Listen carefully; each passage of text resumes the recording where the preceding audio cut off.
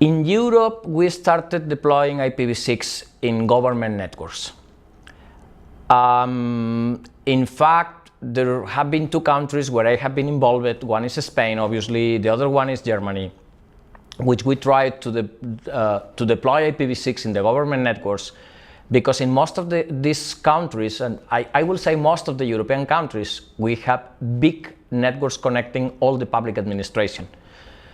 These networks are not exactly the same as an ISP network, because for political reasons you have to structure the network in things like schools, health centers, universities, municipalities, federal states, ministries, other public institutions, constitutional bodies. All these kind of levels, they have their own autonomy. So they could become, each one, their own LIR.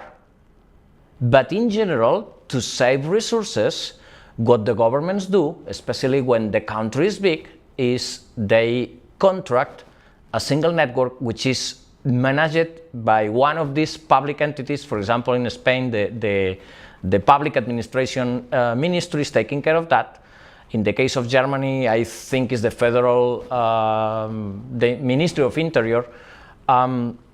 So those ministries manage the network, and it has autonomy at each of the edge institutions. But instead of contracting one network each to a different ISP, they make a global contract, so they save a lot of money, obviously. So what that means is that if you try to use the existing policy, and that has been the case for Spain, we were requesting, I think it was a /24 for IPv6 addressing space, which is quite big. And following strictly the policy, we cannot get that. So we needed to make a policy proposal to change the way you can allocate bigger allocations than the /32, which is the default one typically. And it worked, and it has been working there for 2 years already.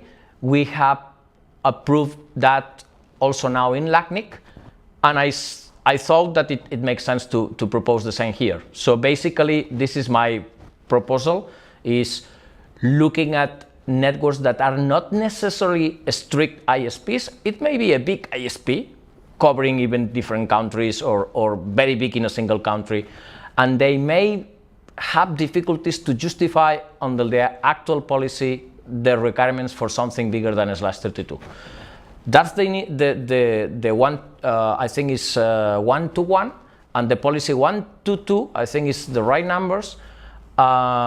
Basically is saying, if you already got the initial allocation like a /32, now you can upgrade following the same requirements that what I am proposing to change for the first one, for the initial one.